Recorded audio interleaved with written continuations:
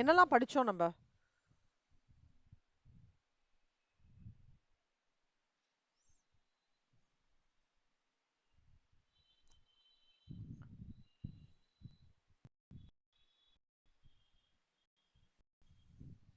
Hello.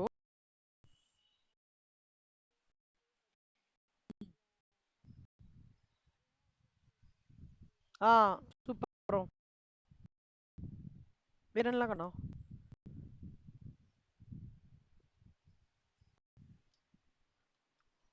வேற என்ன படிச்சோம்?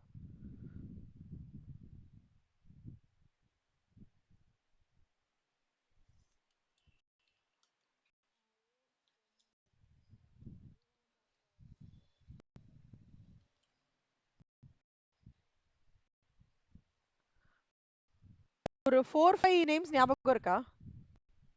கொஞ்சம் ஸ்லோவா இருக்குடா. நான் நெட் கனெக்ட் ஆக மாட்டேங்குது. ஒரு நிமிஷம்டா.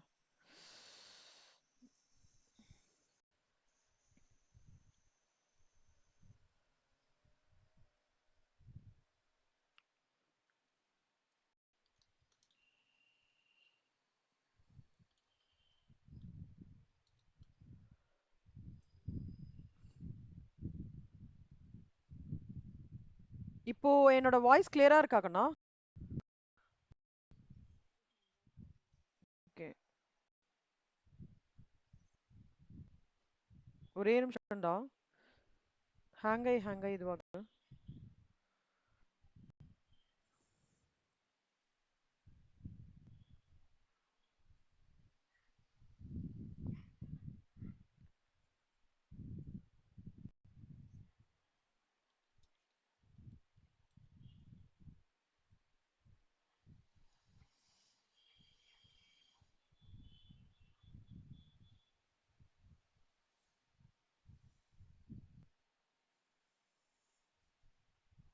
இன்னைக்கு நான் சொல்லித்தர ஹோம்ஒர்க் முடிச்சிருங்க செல்லம். சரியா?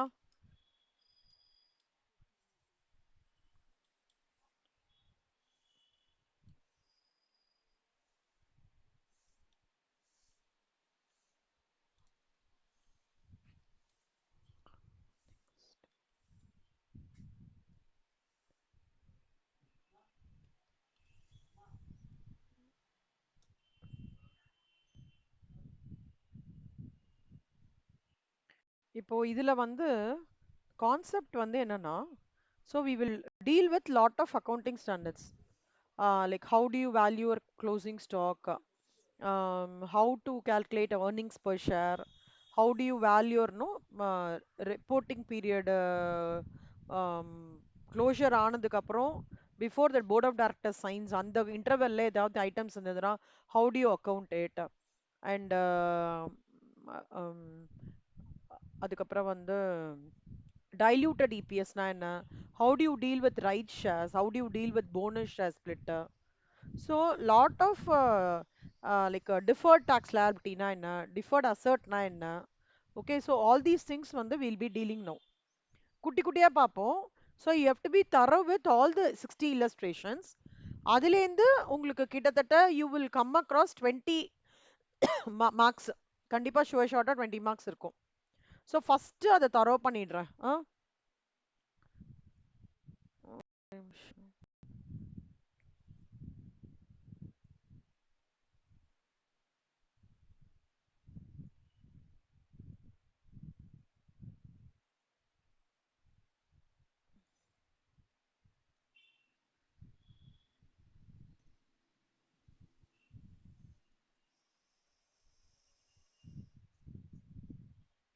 மாடியூல் 5 தானே அது?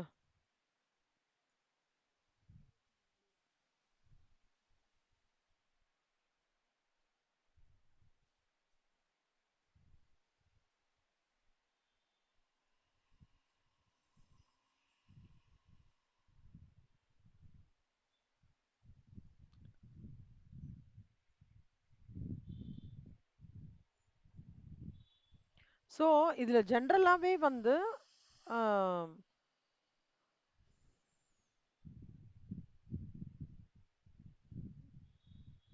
எல்லா பாயிண்டடா, அதாவது ஒரு ட்ரேடிங் அக்கவுண்ட்ல இருக்கிற வேல்யூவேஷன் ஆஃப் ஸ்டாக்கா இருக்கட்டும், ஓகே, அப்புறம் வந்து காஸ்ட் ஆஃப் மெட்டீரியல் கன்சியூம்டா இருக்கட்டும், இல்ல ட்ரீட்மெண்ட் ஆஃப் நோ டிஃபர்ட் டேக்ஸா இருக்கட்டும், ட்ரீட்மெண்ட் ஆஃப் எக்ஸப்ஷனல் ஐட்டம்ஸா இருக்கட்டும், அப்புறம் கரண்ட் டேக்ஸ், டிஸ்கண்டினியூட் ஆப்ரேஷன்ஸ், அப்புறம் any transactions with relative parties, இந்த மாதிரி இருக்கிற ஒவ்வொரு லைன் ஐட்டம் இருக்கும்ல, ஒவ்வொரு லைன் ஐட்டமுக்கும் நம்மளுக்கு டிஸ்க்ளோஷர் இருக்கு அக்கௌண்டிங் ஸ்டாண்டர்ட். அது ஒவ்வொன்றா நம்ம இப்ப பார்க்க போறோம். இப்போ இது படிங்க கண்ணா, இது படிங்க on 31/3.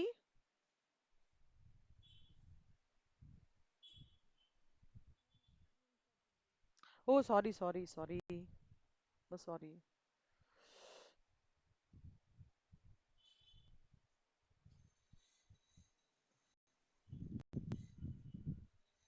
ம். இப்ப படிங்க கண்ணா.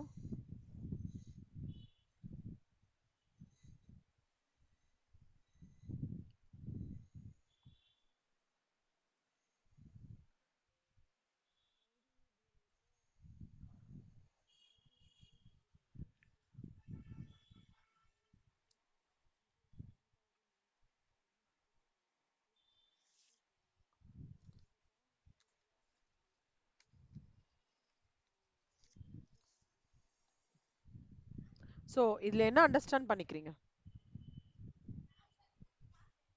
Step one, closing stock of கவர்வுட் வந்து எவ்வளோ? 10,000 units costing at rate of rupees. So அவங்க என்ன சொல்றாங்க, க்ளோசிங் ஸ்டாக்கோட அந்த காஸ்ட் வந்து 1 லேக், கரெக்டா? மார்க்கெட் ப்ரைஸ் எவ்வளோ சொல்லியிருக்காங்க? 90,000. ஸோ நம்மளோட அக்கௌண்டிங் ஸ்டாண்டர்ட் படி என்ன clause? Valuation of closing stock has to be done lower of cost or net realizable price, கரெக்டா? ரெண்டுத்துல ஏதாவது ஒண்ணு. அப்ப இதுல எது வந்து கம்மியா இருக்கு?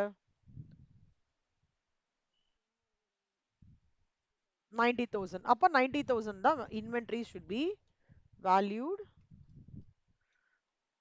at 90,000. Okay? Super. Illustration 2 படிங்க கண்ணா.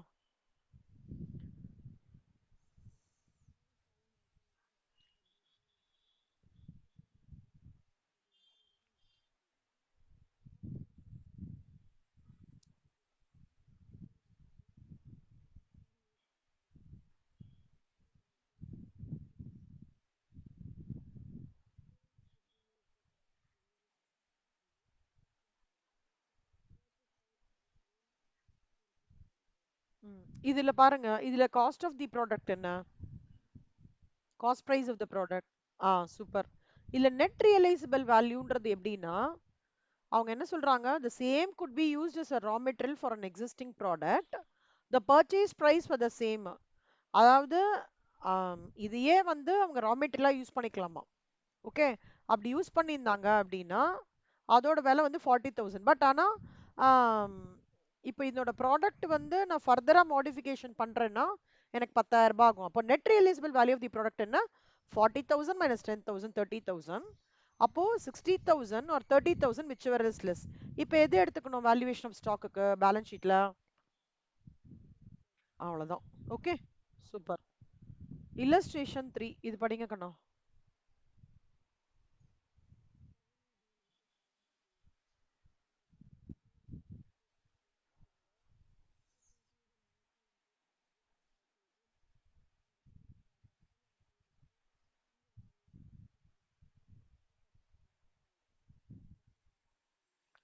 ம். இங்க என்ன சொல்றாங்கன்னா, ஒரு கம்பெனியோட வேலை, அவங்களோட ஒர்க்கே என்னன்னா டிம்பரை பர்ச்சேஸ் பண்றது, சேல் பண்றது. ஓகே, அதுல வந்து நோஷனல் இன்ட்ரெஸ்ட் சார்ஜஸ் வந்து இன்க்ளூட் ஆயிருக்கு. இந்த value of stock of timber as a balance sheet as a part of cost of holding. அவங்க என்ன சொல்றாங்கன்னா, இந்த மாதிரி சிச்சுவேஷன்ல இந்த ட்ரீட்மெண்ட் எப்படி கொடுப்பீங்க? அதாவது டிம்பரோட அந்த ஸ்டாக் ஆஃப் டிம்பர்ல நோஷனல் இன்ட்ரெஸ்ட் சார்ஜஸும் இன்க்ளூட் ஆயிருக்கு, அதை எப்படி ட்ரீட்மெண்ட் கொடுப்பீங்கன்னு கேக்குறாங்க. இன்வென்ட்ரிஸ் பொறுத்த வரைக்கும் இன்ட்ரெஸ்டோ borrowing காஸ்டோ அது எல்லாமே வந்து they are usually considered as not related to bringing the inventories to their present location and condition, therefore not included in the cost of. அதாவது இன்ட்ரெஸ்ட் சார்ஜஸ் borrowing காஸ்ட் அப்படின்றது வந்து நான் டிம்பர் வாங்குறதுக்காக பல்கா வாங்குறதுக்காக பேங்க்ல லோன் வாங்கலாம், கரெக்டா? அதான் என்னோட borrowing காஸ்ட், இன்ட்ரெஸ்ட் காஸ்ட். அந்த காஸ்ட் வந்து எப்பவுமே எனக்கு வந்து காஸ்ட் ஆஃப் இன்வென்ட்ரியில இன்க்ளூட் பண்ணக்கூடாது பேலன்ஸ் ஷீட்ல. நான் வந்து அத வந்து நான் இன்வென்டரிய வந்து நான் என்கிட்ட வரத்துக்காக என்னதான் அது ஒரு அரேஞ்ச்மெண்ட்டா இருந்தாலும், அதாவது என்கிட்ட வரத்துக்காகனா என்ன அர்த்தம்? இந்த இன்வென்டரீஸ்கோட காஸ்ட் வேல்யூ வந்து என்கிட்ட ரீச் ஆகறதுக்காக இருக்குன்ற பட்சத்துல, அதாவது அந்த லோன் வாங்கினா தானே நான் டிம்பர் வாங்க முடியும். கரெக்ட்டா? டிம்பர் வாங்கினா தான் அது என்னோட சைட்டுக்கு வரும். இல்லையா? அந்த மாதிரி விஷயங்கள் அந்த மாரி நான் லோன் வாங்கி பண்ணினாலும், நான் லோனுக்கான இன்ட்ரெஸ்ட் சார்ஜ் என்ன பே பண்ணாலும், that will not be included in the cost of inventories. Okay. So valuation of closing stock of timber cannot be considered as it is not in conformity with Indian AS 2. புரியுதா? Good. Next. Illustration 4. The company deals in three products A, B, C, which are neither similar nor interchangeable. செல்லம்மா இதை நீங்களே படிச்சுட்டு எனக்கு உங்களோட output மட்டும் சொல்லுங்க. ம். நீங்க என்ன நினைக்கிறீங்க? நீங்க கரெக்டா தான் யோசிப்பீங்க. என்ன நினைக்கிறீங்கன்னு மட்டும் சொல்லுங்க.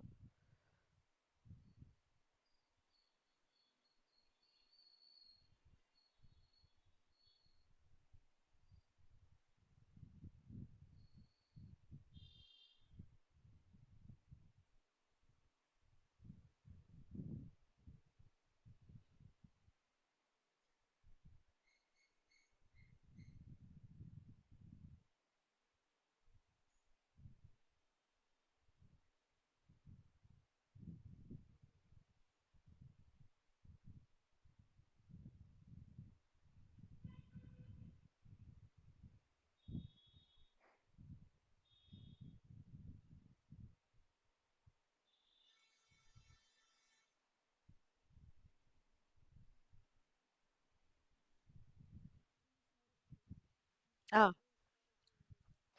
ம். ம்.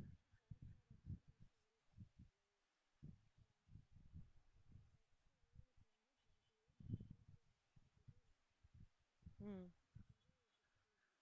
ம். சோ என்ன பண்ணலாம்?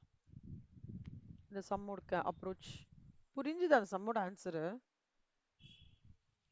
இதுக்கும் இதுக்கும் லெஸ் எதுன்னு பார்த்துக்கூடா அதான் valuation of stock. So closing inventory வந்து should be valued at 76 lakhs டோட்டலா 28 plus 32 plus 16. ஓகேவா? செல்லம் இது இம்பார்ட்டன்ட் சம் கணா.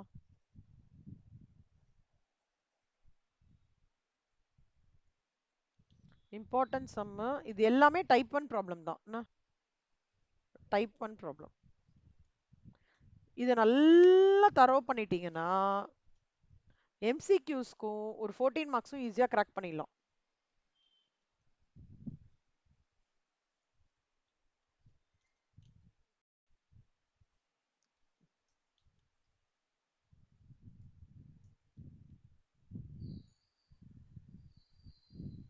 இந்த சம் படிங்க செல்லம்.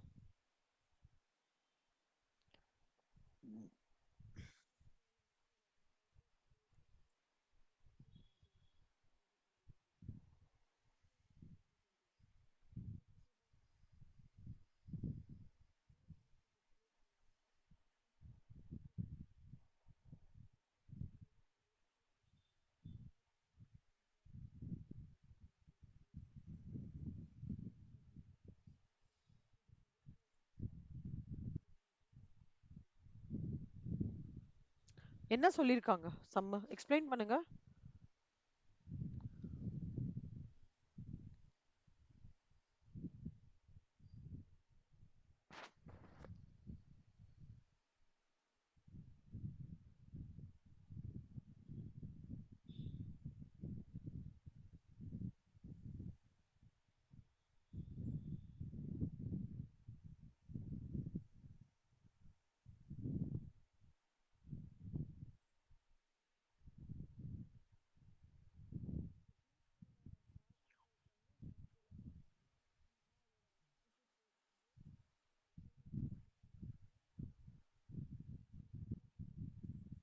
ம். அப்-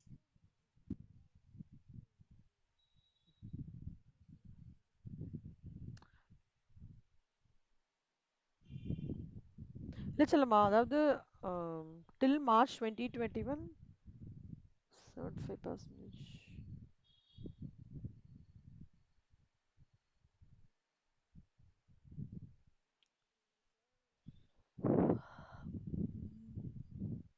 ஆக்சுவலா அவங்க வந்து சொல்றாங்க, ட்ரெண்டா சொல்றாங்கன்னு நினைக்கிறேன். ஒரு கூடு வாங்கினாங்கனாக்கா 75% வந்து சேல் பண்றாங்க மார்ச் 2020. ஒரு ஜெனரல் ஸ்டேட்மெண்டா சொல்றாங்க. அது இரலவெண்ட் ஆக்கணும் இந்த சம்முக்கு. ஓகேவா? நான் அப்புறம் என்ன சொல்றாங்க? வேற என்ன சொல்றாங்க?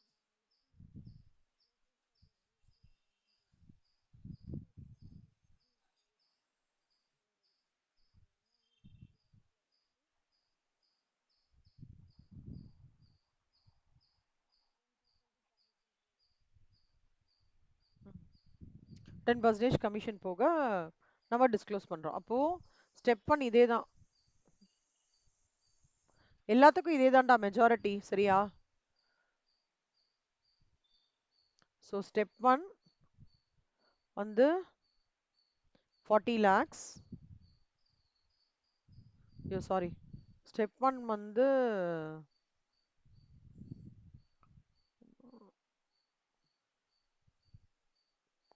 10 lakhs. ஆமா 10 lakhs. Wants to disclose a closing ஸ்டாக்ல 10 lakhs. இல்ல இல்ல இல்ல, சாரி சார் சார்.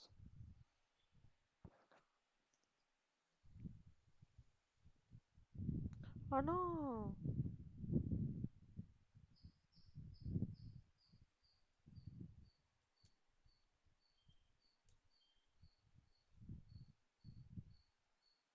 ஆனா இங்க காஸ்ட் பிரைஸ் வந்து 40 lakhs தானே கொடுத்துருக்காங்க. ஆனா இவங்க எப்படி இங்க 10 lakhsன்னு சொல்றாங்க? உங்க புக்லயும் இப்படிதான் இருக்காடா?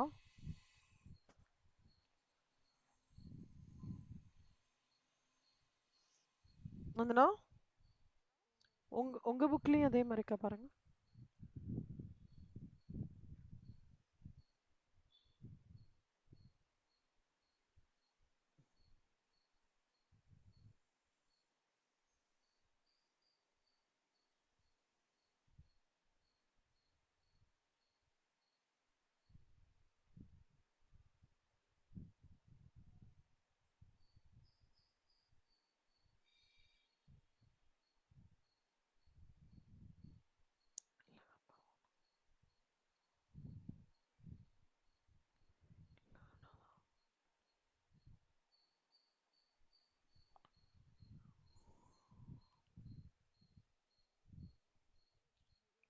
ம்.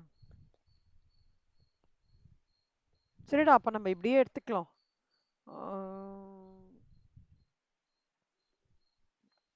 Cost price.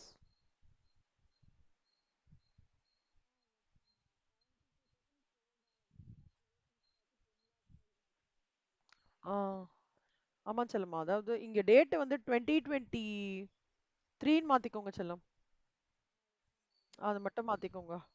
அதாவது 40 lakhsல 75% போட்டா 30 சேல் ஆயிடுது. அப்போ 40ல வந்து 30 போச்சுன்னா ரிமைனிங் வந்து 10. ஸோ அதை வந்து காமிக்கிறாங்க இவங்க cost. So 10,000, sorry 10 lakhs. Market value வந்து அவன் சொல்றான் கமிஷன் கொடுத்துடுறாங்க. அப்போ 11 lakhs மைனஸ் 11 lakhs into 10% போட்டோம்னா so 9,90,000. So whichever is less than பார்த்தனா inventory should be valued at 9,90,000. ஓகேவா? ஆ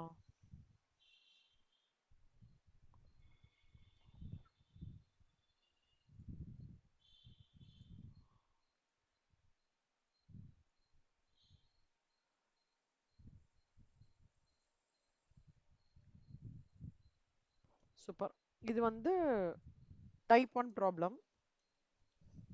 illustration 6 படிங்க செல்லம்.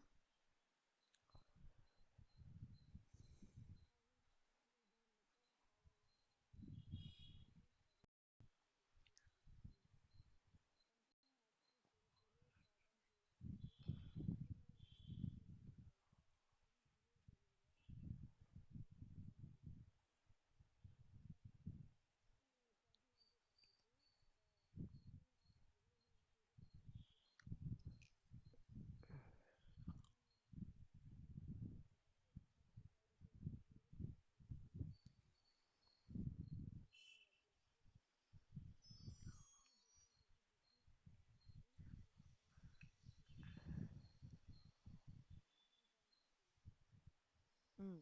அதாவது என்னன்னா, இங்க நம்ம the concept of interest and borrowing cost ஏற்கனவே படிச்சோம்ல. அதை இங்க இன்கார்பரேட் பண்றோம் அகைன். அவங்க என்ன பண்றாங்க? இந்த கம்பெனி வந்து delayed a cotton clearing charges over and above the negotiated price for asking the delayed delivery of cotton from the suppliers வந்து they have to pay, company வந்து பே பண்ணியாகணும். இந்த சார்ஜஸ்லாம் என்ன பண்றாங்க? Inventories, interest or other borrowing காஸ்ட்லாம் இருக்கு இல்லையா, அதெல்லாம் என்ன பண்றாங்க? நம்மளுக்கு ரூல் படி என்ன? அதெல்லாம் should not be included in the valuation of the stock. 2021-22 வரைக்கும் இன்க்ளூட் பண்ணியிருந்தாங்க. Okay, which is completely wrong. கரெக்டா? 2021-22க்கு அப்புறம் கரெக்ட் பண்ண ஆரம்பிச்சிட்டாங்க. இல்ல அதை நம்ம க்ளோசிங் ஸ்டாக் வேல்யூஷன் எடுக்கணும். அப்ப என்ன ஆயிடுதுன்னா, ப்ராஃபிட் வந்து கம்மியாயிடுறது. அது வரைக்கும் என்ன இருக்கும்? ப்ராஃபிட் வந்து நம்ம இன்க்ளூட் பண்ணியிருப்போம். தெர் இஸ் அந்த சார்ஜஸ் வந்து தே ஆர் பார்ட் ஆஃப் இது வேல்யூவேஷன் ஆஃப் இது பேலன்ஸ் ஷீட்ல காமிச்சிருப்போம். ஓகே, அப்புறம் என்ன ஆயிடுச்சு, நம்ம அக்கௌண்டிங் ஸ்டாண்டர்ட் படி தான் போகணும்னு கம்பெனி டிசைட் பண்ண உடனே it would be forming part of your PNL. அப்போ என்ன ஆயிடும்? பிஎன்எல் அதுக்கு சார்ஜ் காமிச்ச உடனே என்ன ஆயிடும்? ப்ராஃபிட் ஆட்டோமேட்டிக்கா ரெடியூஸ் ஆகி 7.60 லேக்ஸ்க்கு அந்த ப்ராஃபிட் வந்து நம்ம ஃபினான்ஷியல் ஸ்டேட்மெண்ட்ல காமிக்கிறோம் அப்படின்னு சொல்றாங்க. புரியுதா? இது வந்து டைப் 2 ப்ராப்ளம்.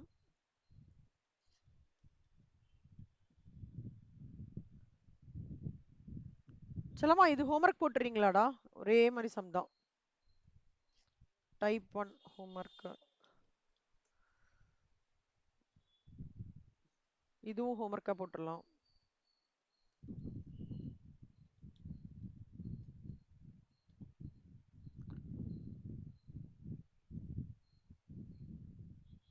சொல்லமா இது பாருங்க, உங்களுக்கு புரியுறதா பாருங்க கண்ணா இந்த சம்ம.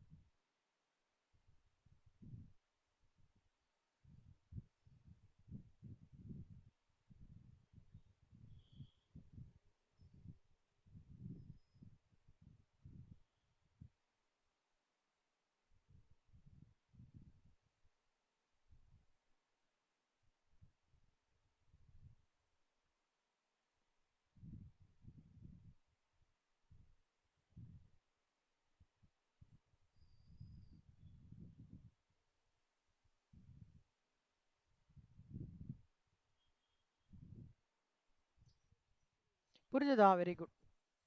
So type homework. இல்லஸ்ட்ரேஷன் 10 இங்க வந்து total cost of the product கொடுத்துருக்காங்கடா. அதாவது ஒரு ஒரு யூனிட் பண்றதுக்கு மெட்டீரியல் 50 ரூபா தேவைப்படுறது. அது தவிர மேனுஃபேக்சரிங் இன்புட்ஸ் வந்து 30 ரூபா, மொத்தமா காஸ்ட் 80 ரூபா, 20 ரூபா ப்ராஃபிட் வச்சு 100 ரூபாய் செல்லிங் பிரைஸ்க்கு விற்கிறாங்க. இது வந்து 31/3/2023 ஓட டீடைல்ஸ்.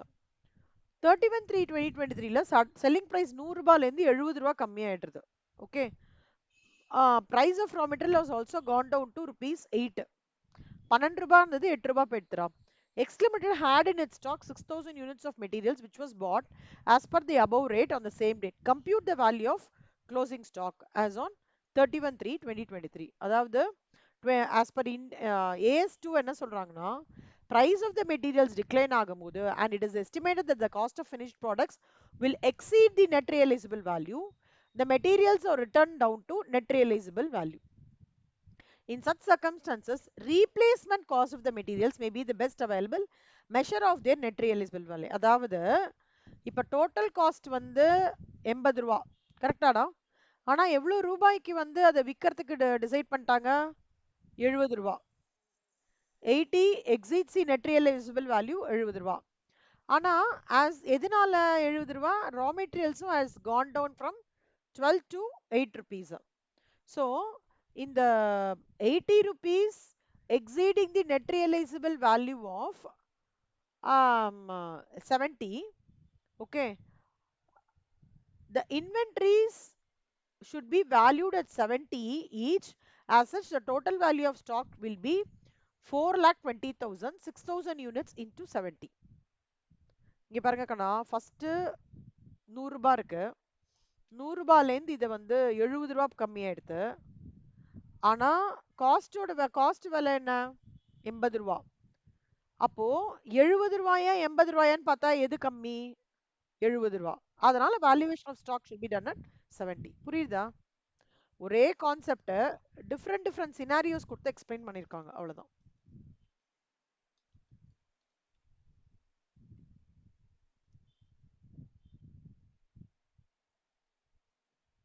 ஆ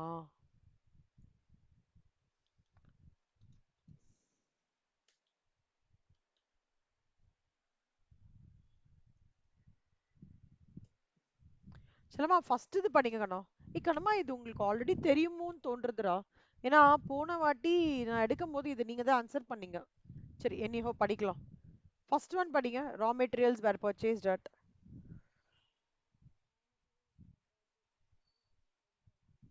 ம்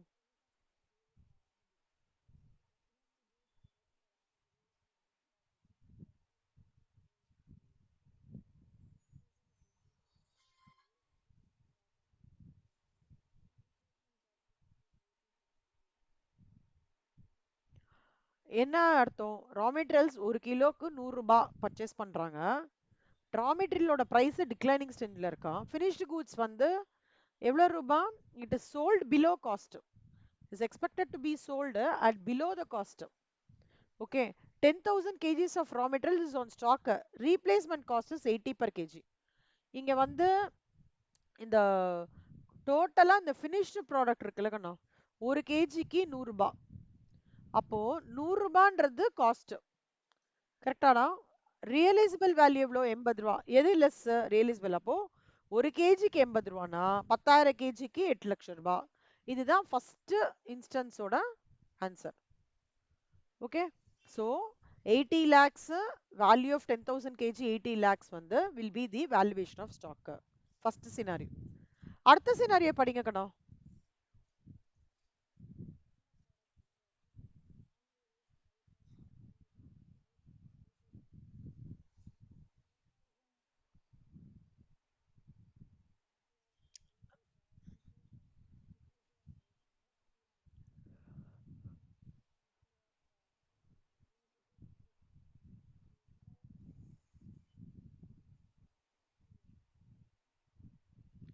So ஒரு production processல normal waste வந்து 5% of input.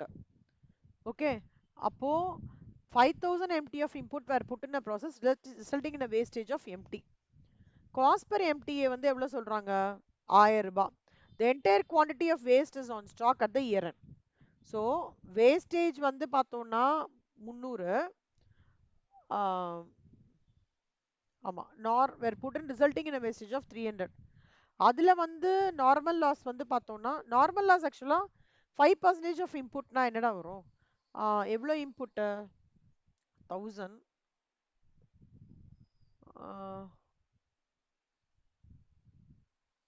So 5,000 into 5%. Normal லாஸ்னா என்னன்னு தெரியும்ல நந்தனா? நம்ம அதை அவாய்டே பண்ணவே முடியாது. அதான் நார்மல் லாஸ். 250 நார்மல் லாஸ்ன்னு எதிர்பார்த்திருக்கோம். ஆனா எனக்கு எவ்வளவு வேஸ்டேஜ் வந்திருக்கு? 300. கரெக்டா? அப்போ இந்த டிஃபரன்ஸ் ஆஃப் இதை வந்து நம்ம என்னன்னு சொல்லணும்? Abnormal loss. ஓகேவா? சோ அப்ப வந்து ஒரு எம்டிக்கு 1000 ரூபாய். அப்ப இந்த 50 எம்டிக்கு எவ்வளோ? 50,000. இதை நம்ம என்ன பண்ணணும்னா it should be recognized as an expense in profit and loss account. அதான் கொடுத்துருக்காங்க. So the cost of entire abnormal wastage should be charged against pre-rental account. புரியுதா? செகண்ட் ஒன் சூப்பர் சலம். ஓகே, தேர்ட் ஒன் படிங்க கண்ணா. இல்ல third one படிக்க கூட வேணாம்டா. நீ கோ த்ரூ பண்ணுங்களா, கோ த்ரூ பண்ணிட்டு கொஸ்டின் மட்டும் புரியுதான்னு பாருங்க, ஆன்சர் நான் எக்ஸ்பிளைன் பண்றேன்.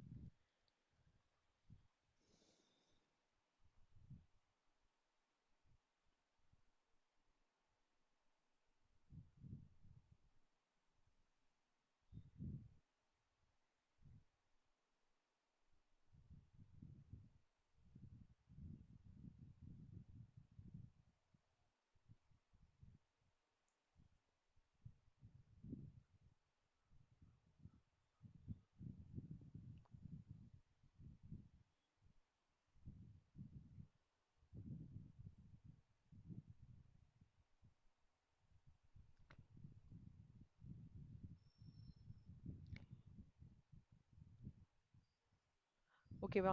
ஸோ மெட்டீரியல்ல ஒரு ஒரு ஒரு கேஜி ஆஃப் ஃபினிஷ்டு குட்க்கு ஒரு கேஜி ஆஃப் பாதாம் ஹல்வான்னு வச்சுக்கோங்களேன். அதுக்கு பாதாம் பருப்பு இவ்வளோ தேவைப்படுறது, அது இல்லை ஒர்க் பண்ணுற லேபருக்கு இவ்வளோ கொடுக்குறோம், வேரியபிள் ஓரோட எவ்வளோ, ப்ரொடக்ஷன் சார்ஜஸ்லாம் சொல்கிறாங்க.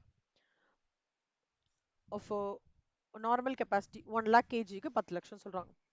2000 kgs of finished goods are on stock at the year end. Okay, இதில் அவங்க என்ன சொல்கிறாங்கன்னா, allocation of fixed production overheads for the purpose of their inclusion in the cost is based on the normal capacity of the production facilities. அப்படின்னா என்ன அர்த்தம்னா, இந்த fixed production இதுன்றது இது 1 kg of finished கொடுக்குறா, ஒரு 1 lakh kgன்றது தான் அந்த இண்டஸ்ட்ரியில பண்ற நார்மல் கெப்பாசிட்டி. அப்போ இந்த 10 lakhs இந்த 1 lakh kgயோட இது வந்து எப்படி அலோகேஷன் ஆகும்னா, it is based on the normal capacity of the production facilities அப்படின்னு சொல்றாங்க. அவ்வளவுதான் ஆன்சரே. The allocation of fixed production overheads, ஓகேவா, for the purpose of conversion is based on the normal capacity of the production capacity. அப்படின்னா என்ன அர்த்தம்? இப்போ நான் வந்து இத ஃபிக்ஸ்டு ப்ரொடக்ஷன் ஓவர்ஹெட்ஸ்க்கு வந்து நான் ஒரு வேளை அலோகேஷன் பண்ணினா, இப்போ 60%க்கு நம்ம பட்ஜெட்ல படிச்சிருக்கோம், ஞாபகம் இருக்கா? ஃபிளெக்சிபிள் பட்ஜெட்ல 60%க்கு இவ்வளோனா 80%க்கு எவ்வளோ அப்படி போடுவோம்ல. ஸோ அதை பேஸ் பண்ணி பண்ணணும் அப்படின்றாங்க. on the based on the normal capacity of the production facilities, அதை ப்ரொபோர்ஷனேட்டா கால்குலேட் பண்ணோம். based on the normal capacity of the production facilities தான் இதோட ஆன்சர். Okay, super. ஸோ ஆ செல்வா, இல்லஸ்ட்ரேஷன் 12 வந்து ரொம்ப ரொம்ப இம்பார்ட்டன்ட் சம்ம. என்ன வர முடிச்சுட்டு செல்லம்மா ஒரே நிமிஷம்டா. ஸோ இப்போ பாருங்க செல்லம், பர்ச்சேஸ் ஆஃப் இன்வென்ட்ரிக்கு நிறைய கொடுத்துருக்காங்கடா. பர்ச்சேஸ் ப்ரைஸ், பெனாலிட்டிஸ், டிஸ்கவுண்ட் ஒரு வாட்டி கோத்ரூ பண்ணிக்கோங்கண்ணா. Travel expenses, GST, input duties, transport, internal storage, இதெல்லாம் அப்படியே கோத்ரூ பண்ணிக்கோங்க ஒரு வாட்டி மைண்ட்ல.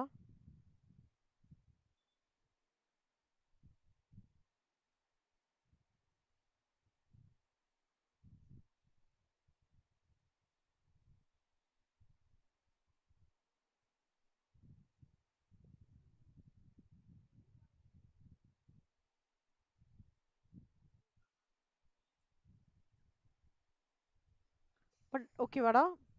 இப்போ இதுக்கு ஒரு ஃபார்மேட் இருக்குக்கண்ணா. ஃபர்ஸ்ட் பர்ச்சேஸ் ப்ரைஸ் எடுத்து போட்டுக்கணும். அப்புறம் வந்து அவங்க வந்து டிஸ்கவுண்ட் கொடுக்குறாங்கல்ல பர்ச்சேஸ் ப்ரைஸ்ல 3%. அப்போ 2,48,000ல 3% போட்டோம்னா 2,48,000 அதுல 3% போட்டோம்னா 7,440 வரும். ஓகேவா? இது எடுத்து போட்டுன்றதுக்கு அப்புறம் இதை மைனஸ் பண்ணிக்கோங்க. அப்புறம் ஜிஎஸ்டி எவ்வளவு சொல்றான்? 2% ஆன் பர்ச்சேஸ் ப்ரைஸ். அப்போ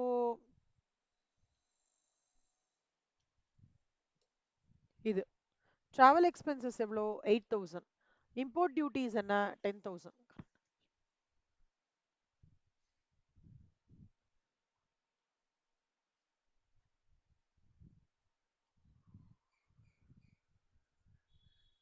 ஓகேவா? Forwarding charges 2,000. ஓகே, அப்புறம் டிரான்ஸ்போர்ட் இன்சூரன்ஸ், அதாவது இங்க எதெல்லாம் நான் எடுத்துக்க கூடாதுன்றத சொல்லிடுறேன். ஓகே, இந்த பெனாலிட்டி சார்ஜஸ் வராதுடா, ஃபார் ஓவர் டியூ பேமெண்ட்ஸ் வராது. அதே மாதிரி இந்த cost of letter of reference இருக்குல்ல செல்லம், 1,000 rupees, அது வராது. ஸோ டிரான்ஸ்போர்ட்டேஷன் 2,000, அதுக்கப்புறம் வந்து ஃபார்வர்டிங் சார்ஜஸ் எடுத்துக்கணும், அதுக்கப்புறம் வந்து கமிஷன் அண்ட் brokerage பெய்டு எடுத்துக்கணும். அதுக்கப்புறம் உள்ளுக்குள்ளேயே, அதாவது ஒரே பில்டிங்கோடது தான், டிபார்ட் ஏ கோடவுன், டிபார்ட் பி கோடவுன் இருக்குன்னு வச்சுக்கோங்க. உள்ளுக்குள்ளேயே டிரான்ஸ்போர்ட்டேஷன் எடுத்துட்டு போறாங்கன்னா அந்த காஸ்ட் எடுத்துட்டு வர மாட்டோம். புரியுதா? மற்றது எல்லாமே எடுத்துட்டு வரணும். புரியுதா கண்ணா? So internal movement is not a part of purchase cost. அதே மாதிரி பெனாலிட்டி ஃபார் ஓவர் டியூ பேமெண்ட்ன்றது பர்ச்சேசஸ் ரிலேட்டட் கிடையாது. காஸ்ட் ஆஃப் லெட்டர் ஆஃப் ரெஃபரன்ஸும் வந்து direct purchase cost, not a direct purchase cost. So இதெல்லாம் எக்ஸ்க்ளூட் பண்ணிடணும். ஸோ என்னெல்லாம் exclude பண்ணணும்? பெனால்ட்டி சார்ஜஸ் எக்ஸ்க்ளூட் பண்ணணும். அப்புறம் இன்டர்னல் ஸ்டோரேஜ் காஸ்ட் ஆஃப் இது, cost of letter of reference, மற்றது எல்லாமே வந்துடும். ஓகேவாண்ணா? பர்ச்சேஸ் ப்ரைஸ் லெஸ் டிஸ்கவுண்ட்டு, அதுலேருந்து இது எல்லாத்தையும் ஆட் பேக் பண்ணிக்கணும். GST, travel expense, import duties, forwarding charges, transport insurance, cost of letter, commission எல்லாத்தையும் இன்க்ளூட் பண்ணிட்டோம்னா you will get a number of 2,75,520.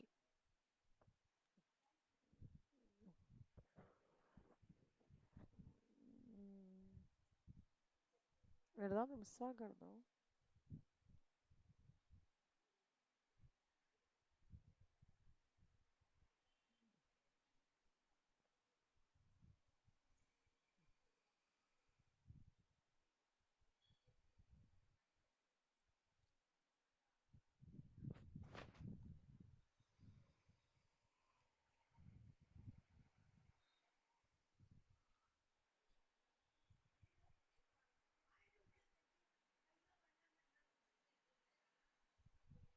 Commission and brokerage paid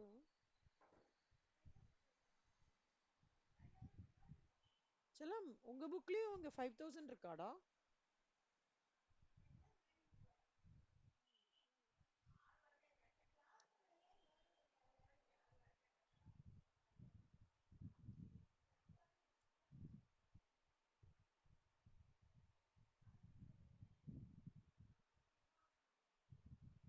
உங்க புக்ல செம்மே இல்லையா? சிலமா இங்க 8,000 கொடுத்துருக்காங்கடா, அதனால நான் 8,000 வச்சு ஒர்க் அவுட் பண்ணியிருக்கேன். சரியா? நல்லா உங்களுக்கு டிஃபரன்ஸ் வரும். வேற என்னெல்லாம் விட்டுருக்காங்க அவங்க?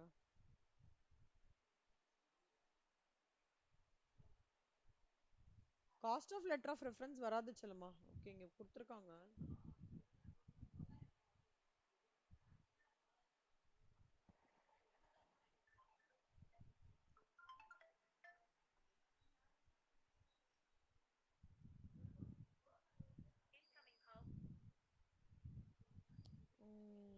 உங்க புக்ல இல்லையா அது?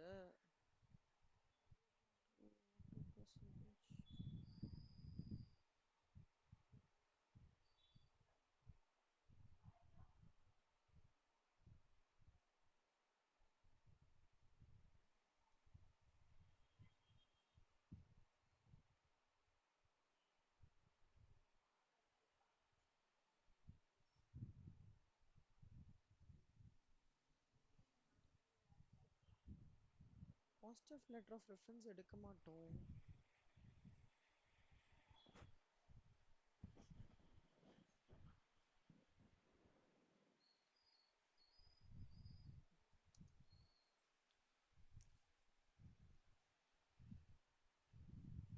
இல்லடா, இதுதான் கரெக்டு தான்டா இது.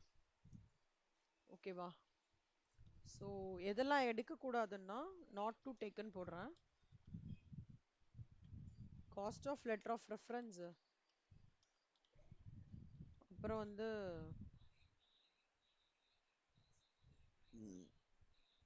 பெனால்டி சார்ஜஸ்,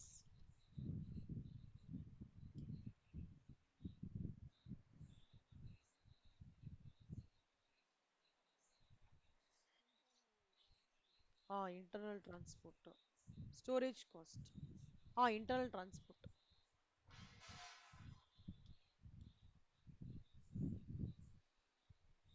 இன்டர்னல் ஸ்டோரேஜ் காஸ்ட்டும் எடுக்க வேண்டாம்டா. ஓகே, இல்லை எடுக்க வேண்டாம்.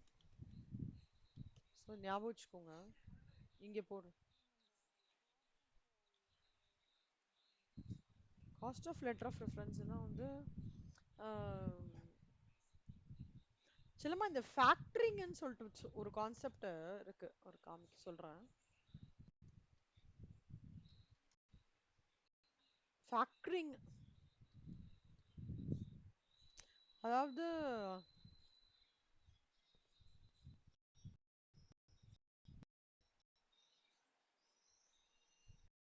அதாவது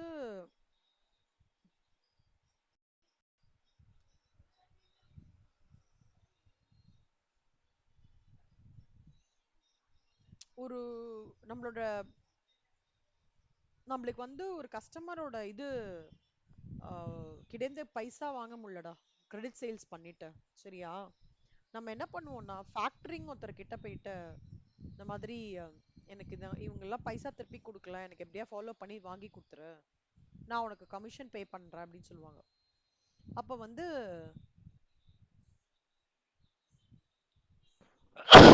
லெட்டர் ஆஃப் ரெஃபரன்ஸ்ன்றது வந்து அந்த டைம்ல ஒன்று கிரியேட் ஆகும். என்னன்னா இந்த இந்த கஸ்டமர்ஸ் வந்து இவ்வளோ இந்த கிரெடிட் வர்த்தினஸ்ல இருக்காங்க அப்படின்னு சொல்லிட்டு டீட்டெயில்ஸ்லாம் அப்டேட் பண்ணுவாங்க. அந்த அப்டேட் பண்ற ஒரு விஷயம் தான் லெட்டர் ஆஃப் ரெஃபரன்ஸ் அப்படின்னு சொல்லுவாங்க. புரியுதா?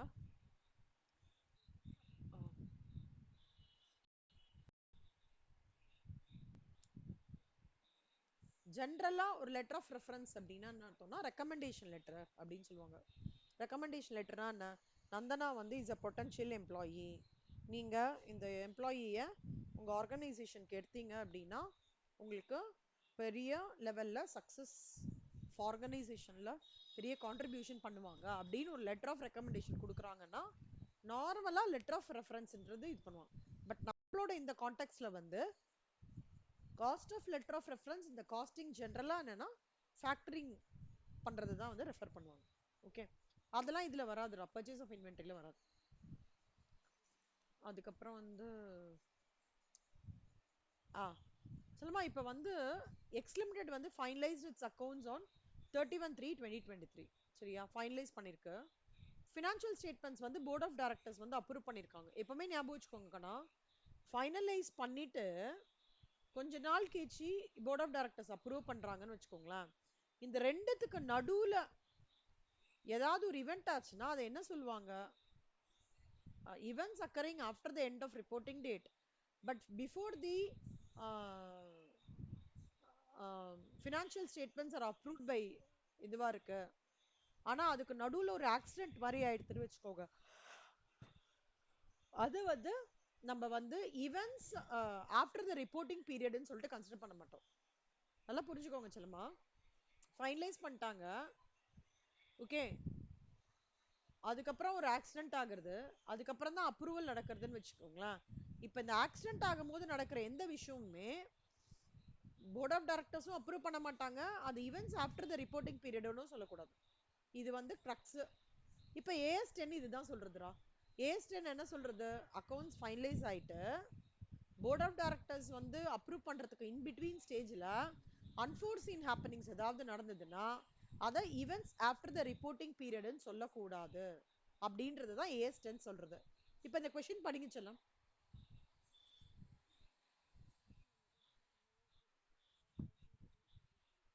ம்.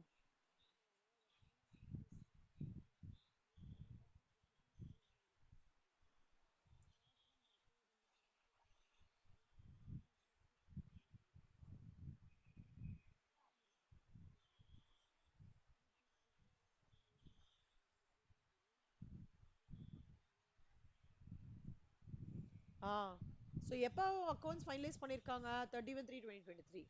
எப்போ போர்டு அப்ரூவ் பண்ணியிருக்கு? 25. எப்போ ஆக்சிடென்ட் நடந்திருக்கு? 35.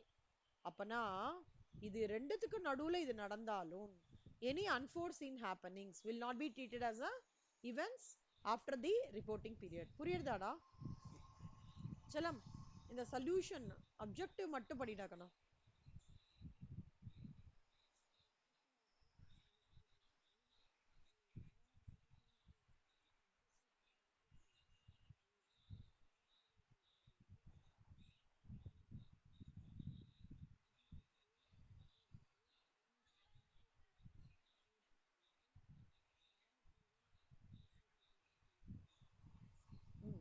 அப்படின்னா என்ன?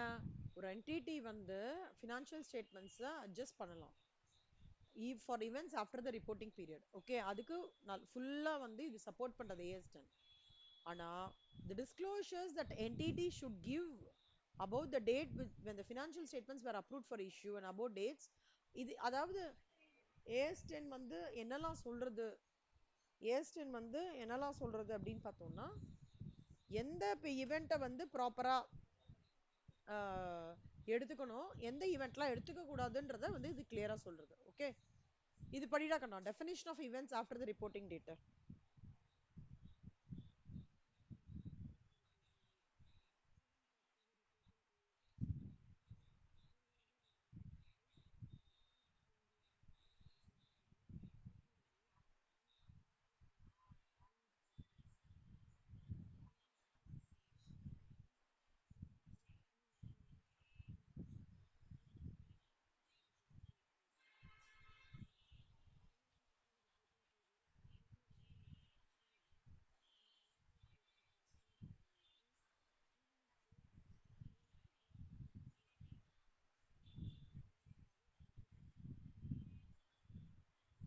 குட்.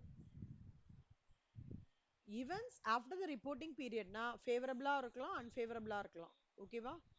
ஆனா events after the should include only the events up to date when the financial statements are approved for the issue, even if those events occur after the public announcement of profit or other selected financial. See, நீங்க இப்படி high லெவலா understand பண்ணிக்கோங்கடா. events after the reporting period or those events favorable இருக்கலாம், unfavorable இருக்கலாம், that occur between the end of the reporting period and the date when the financial statements approved in case of a company and by the corresponding approving authority in any case. அதான் events after the reporting period சொல்லுவாங்க. events அது but any unforeseen happenings இருக்குன்னு வச்சுக்கோங்க செல்லம், like accident taking place, சுத்தமா நான் எதிரே பார்க்கலன்னா அதெல்லாம் இன்க்ளூட் பண்ண முடியாது. ஓகே, இது புரிஞ்சுதாடா? இந்த சம் புரிஞ்சுதாடா? Type 2 problem. இதுல வந்து A Limited வந்து closed its accounting year on 31/3/2023. சரியா? And accounts were considered and approved by board of directors April 25. The company was engaged in boring tunnels for metro railway. While doing the boring work on 1/6/2023, it hit aquifer and a result 18 buildings were damaged. It was estimated that there would be an extra cost to the tune of 15 crores. You are required to state with reasons how it would be dealt with the financial statements for the year ended 31/3/2023. அதாவது என்ன, 31/3/2023 close ஆகுது. Board of directors எப்போ approve பண்றாங்க? 25. அதாவது மெட்ரோல் ரயில்வேல வந்து ஒரு boring tunnels வந்து கம்பெனி எங்கேஜ் ஆயிருக்கு. while during the boring work on 1/6/2023 to it hit an aquifer. என்னடா அர்த்தம்?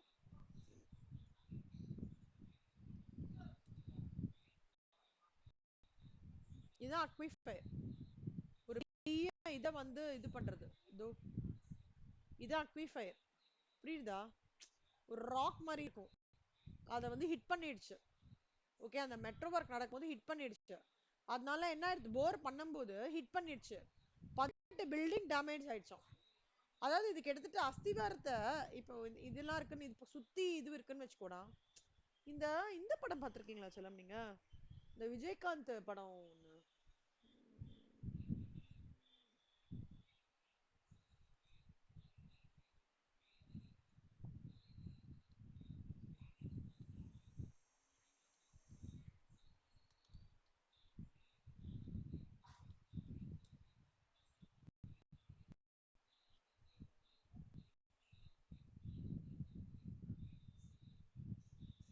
ரமணான்னு ஒரு படம் வந்தது. இந்த ரமணாவோட படத்தோட கிரக்ஸ் என்ன தெரியுமாங்கண்ணா, ஒரு பில்டிங் இருக்கும்டா, பில்டிங் நல்லா இருக்கும், நான் பக்கத்துலயே இன்னொரு பில்டிங் கன்ஸ்ட்ரக்ட் பண்ணும்போது இந்த பில்டிங்க்கு ஒரு அஸ்திவாரம் போட்டிருப்பாங்களா, அதை டிஸ்டர்ப் ஆயிருக்கும். அதனால இந்த பில்டிங் கட கட கட விழுந்துரும். இது அப்படிதான் கதைக்களம் வந்து அப்படிதான் எடுத்துட்டு போவாங்க. புரியுதா? அதுதான் அக்விஃபயர்னு சொல்லுவாங்க. அதுதான் இல்ல, அந்த மாதிரி ஒரு பெரிய ஒரு இதை வந்து நம்ம டிஸ்டர்ப் பண்ணும்போது என்ன ஆயிடும்னா, இந்த அக்விஃபயர் டிஸ்டர்ப் பண்ணும்போது பக்கத்துல இருக்கிற வீடுகள், அப்புறம் பக்கத்துல ஆம், என்ன சொல்றது, எங்க வந்து உங்களுக்கு சம்டைம்ஸ் சொல்ல முடியாது, ட்ரீஸ் கூட வந்து இதுவாகும், அஃபெக்ட் ஆகும். ஏன்னா அந்த பேஸ்மெண்ட்டே டச் பண்ணி பண்றாங்கன்னா அப்ப வந்து எல்லாமே பாதிக்கப்படும் அப்படின்னு சொல்லுவாங்க. ஓகேவா? சோ அந்த அக்விஃபயர்னால என்ன ஆயிடுச்சுன்னா 18 பில்டிங் டேமேஜ் ஆயிடுதாண்டா. சோ 15 கோடி வந்து அவங்களுக்கு இதுவா இருக்கு. இப்போ the events after the reporting date of those significant favorable that occur between the balance sheet date and the date on which the approvals are being made. இப்போ இது என்ன நடக்கிறது, 25க்கு அப்புறம் தானே இந்த பில்டிங் டேமேஜ் நடக்கிறது. அப்பனா இதெல்லாம் என்னது, not an event after the reporting date. புரியுதாடா? நான் வந்து டைரக்டர் ரிப்போர்ட்ல வேணா அப்டேட் பண்ணலாம் லேட்டர் ஆன், தவிர அப்ரூவலுக்கு அப்புறம் நடக்கிறதுனால இதை வந்து consider as events after the reporting date. That was not, sorry, this was not an event after the reporting dateனா என்ன அர்த்தம்னா அந்த க்ளோஷர் டேட்க்கு அப்புறம் நடக்கிற எல்லா விஷயமே ரிப்போர்ட்டிங் டேட். இது approval of board of directors பண்ணதுக்கு அப்புறம் தான் நடக்கிறதுனால இத event after the reporting dateன்னு சொல்லிட்டு நம்ம கிளாஸிஃபை பண்ண முடியாது. புரியுதா?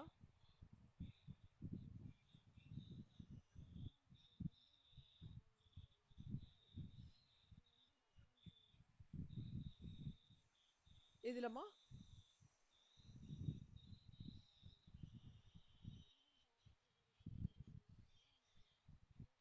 இது ஆமா, லாஸ் ஆயிடுது, இன்சூரன்ஸ் கிளைம் பண்ணுவாங்க செல்லம்.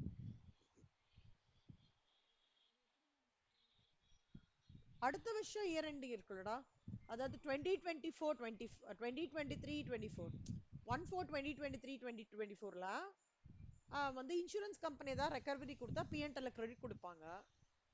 இல்ல லாஸ் ஆயிடுச்சுன்னா பிஎன்எல்ல டெபிட்ல காமிச்சிடணும். ஸோ illustration 15 பாருங்க கண்ணா. ஃபைனல் அக்கௌண்ட்ஸ் ப்ரிப்பேர் பண்றாங்க, company made a provision for doubtful debts 5%.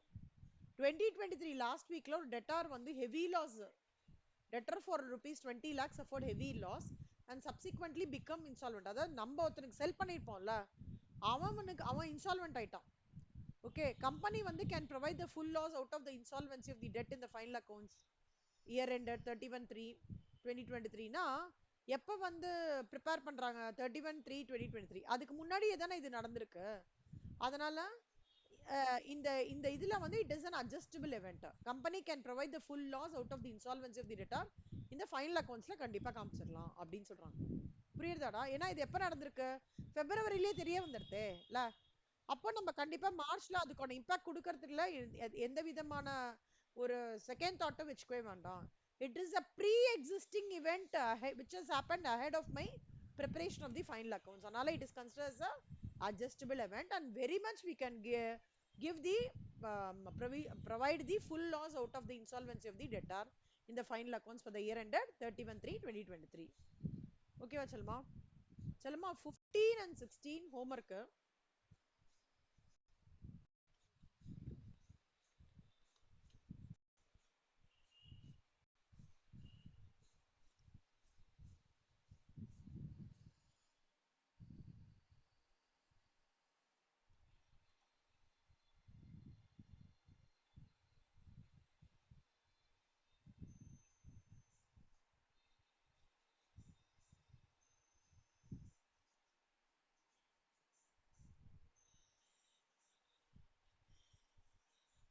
ஆ 15 16 மட்டும் ஹோம்ஒர்க்கா போட்டுக்கோங்கடா.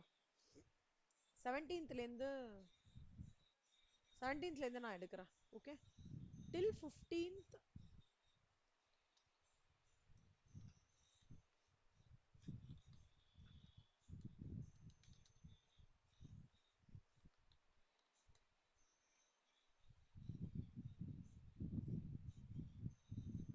ஓகேவா செல்லமா?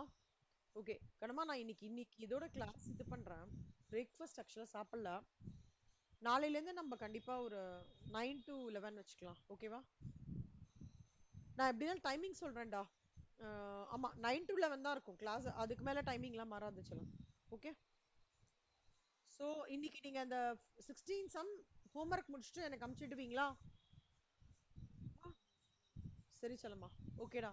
நாளைக்கு வந்து நம்ம we will sit with OR. Okay, ORல வந்து எந்த போர்ஷன்ஸ்லாம் உங்களுக்கு நான் பேக்ல செல்லுமா அந்த சேலஞ்சிங் ஏரியாஸ்லாம் முடிச்சிட்டீங்களா எக்ஸல் ஃபைல் போட்டு?